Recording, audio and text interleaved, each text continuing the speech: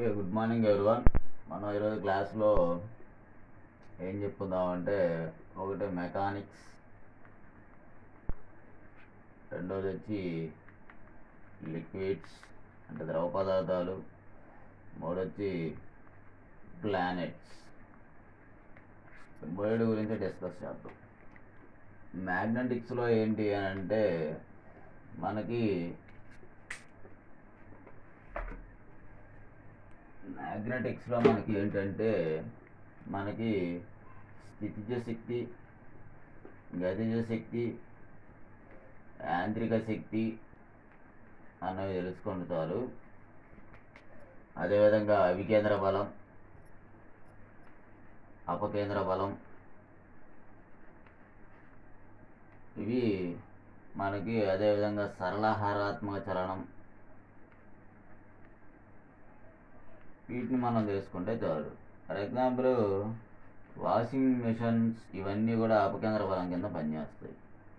సూర్యుని చుట్టూ భూమి తిరగడం ఇవన్నీ కూడా అభికేంద్ర బలం కింద వస్తాయి. అపకేంద్ర బలంలో అదేవిధంగా మనం మధ్యకి తిరిగేటప్పుడు వెన్న రావడం ఇవన్నీ కూడా అపకేంద్ర బలం కింద ఎగ్జాంపుల్గా చెప్పుకోవచ్చు. యాంత్రిక శక్తి అని అంటే ఏంటి అని అంటే, గాలిలో ఉన్నటువంటి విమానాల్లో ప్రయాణించడం కానీ ఇవన్నీ కూడా, పక్షి ఎగరడం కూడా ఇవన్నీ కూడా ఏంటి అని అంటే యాంత్రిక శక్తిగా చెప్పుకోవచ్చు.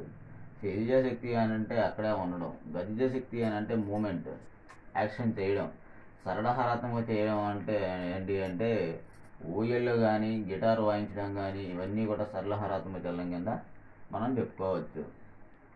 ఇది మనకున్నటువంటి మెకానిక్స్. నెక్స్ట్ లిక్విడ్స్ అంటే ఏంటి అంటే కేశనాళికీయత. సో కేశనాళికీయత, మనకి ఇంకా తలతన్యత, స్నిగ్ధత, అదేవిధంగా స్పర్శ కోణం. ఈ నాలుగిటిని బేస్ చేసుకొని లిక్విడ్స్ యొక్క ధర్మాలు ఉంటాయి. కేశనాళికీయత అంటే పై నుంచి top to bottom to top కూడా మనకి బ్లడ్ సర్క్యులేషన్ కానీ ఎవ్రీథింగ్ కానీ బాడీలో ఉన్నటువంటివి అలా చేయడానికి కారణం ఏంటని అంటే సన్నగా ఉన్నటువంటి కేశనాళికీయత యొక్క ధర్మం అని మనం చెప్పుకోవచ్చు.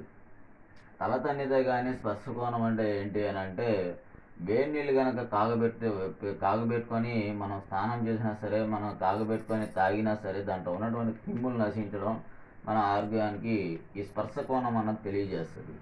తలతన్యత అంటే ఏంటి అని అంటే ఉన్నటువంటి మొత్తం కూడా, ఫర్ ఎగ్జాంపుల్ మనం నూనె పెట్టుకున్నా, వర్షపు జనుకులు ఒకేసారి పడినా, ఫర్ ఎగ్జాంపుల్ నూనె కానీ పెట్టుకుంటే ఉన్నటువంటి ఎండుకులు మొత్తం కూడా ఒకే దగ్గరికి వస్తాయి. అటువంటి ఎగ్జాంపుల్ మనం ఏంటంటే తలతన్యత కింద చెప్పుకోవచ్చు. స్నిగ్ధత బలాలు అని అంటే ఏంటి అంటే, సముద్రాల్లో ఉన్నటువంటి అలలు నిదానంగా క్రమేపీ ఏంటి అని అంటే అవి నశించడం కానీ స్నిగ్ధత బలాల కింద మన ఎగ్జాంపుల్ చెప్పుకోవచ్చు. ఇవి ఉన్నటువంటి లక్షణాలు. అయితే ఈ యొక్క లిక్విడ్స్లోనే పాస్కల్ నియమం, ఒక వస్తువు వాయువు యొక్క ఘన పరిమాణం = ఇండైరెక్ట్ రిలేషన్లో ఉన్నటువంటి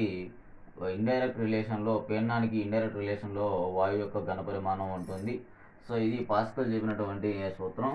అదేవిధంగా సో పాస్కల్ కాదు, ఇది బాయిల్ చెప్పినటువంటి ఫార్ములా. నెక్స్ట్ పాస్కల్ చెప్పినటువంటి ఫార్ములా ఏంటి అంటే, హైడ్రాలిక్ క్రేన్స్, ఒకేసారి ఒక వస్తువును లేపడం హైడ్రాలిక్ క్రేన్లు పాస్కల్ నియమం కింద మనం చెప్పుకోవచ్చు. సో నెక్స్ట్ బెర్నౌలీ ఫార్ములా కింద మనం ఏం చెప్పుకోవచ్చు అంటే, సో బెర్నౌలీ కింద మనం ఏం చెప్పుకుంటామంటే, విమానాలు సమతాస్థితిలో ఎగరడం అన్నది, అదేవిధంగా ప్రెషర్ కుక్కర్లో పనిచేయడం అన్నవి బెర్నౌలీ ఫార్ములా కింద మనం చెప్పుకోవచ్చు. ఇది ఉన్నటువంటిది. అయితే నిన్నటి క్లాస్లో మనము సిబెక్ ఫలితం, ఈ సిబెక్ ఫలితం అన్న దేని ఆధారంగా పనిచేస్తుంది అంటే, మనకి హీటర్స్, గ్రేజర్స్ కానీ హీటర్స్ కానీ ఈ సిబెక్ ఫలితం ఆధారంగా మనకు పనిచేస్తాయి. ఇది లిక్విడ్స్ అంటే. నెక్స్ట్ ప్లానెట్స్ అంటే ఏంటి అని అంటే, బుధుడు, శుక్రుడు, అదేవిధంగా భూమి, 4 వచ్చి అంగారకుడు, 5 వచ్చి అంగారకుడు, గురుడు, 6 శని, 7 యురేనస్, 8 నెప్ట్యూన్. ఇవి ఉన్నటువంటి మన గ్రహాలు. అయితే వీటిలలో భూమికి దగ్గరగా ఉన్నటువంటి గ్రహం శుక్రుడు అని చెప్పుకుంటాం. శుక్రుడినే వెల్లో గ్రహం లేదా హాట్ ప్లానెట్గా చెప్పుకోవచ్చు. నెక్స్ట్ బుధుడు శుక్రుడికి ఉపగ్రహాలు ఉండవు. అదేవిధంగా మా అంగారకుడికి కానీ గురుడికి కానీ బుధుడికి శుక్రుడికి ఉపగ్రహాలు ఉండవు. అదేవిధంగా సో ఈ యురేనస్ శుక్రుడు అన్నది భూమికి వ్యతిరేక ఆపోజిట్ డైరెక్షన్లో తిరుగుతాయి. సో అత్యంత పెద్దదైన గ్రహంగా దేన్ని చెప్పుకుంటామంటే శని గ్రహాన్ని అతిపెద్దగా గ్రహంగా చెప్పుకుంటాము. సో సూర్యుని చుట్టూ ఇవన్నీ తిరిగి తన చుట్టూ తాను తిరుగుతూ సూర్యుని చుట్టూ తిరిగేటువంటి ఈ 8 గ్రహాలని మన గ్రహాల గురించిగా మనం చెప్పుకోవచ్చు. సో అంగారుడి మీద కొన్ని పరిశోధనలు జరిగాయి, బృహస్పతి మీద కొన్ని పరిశోధనలు జరిగాయి.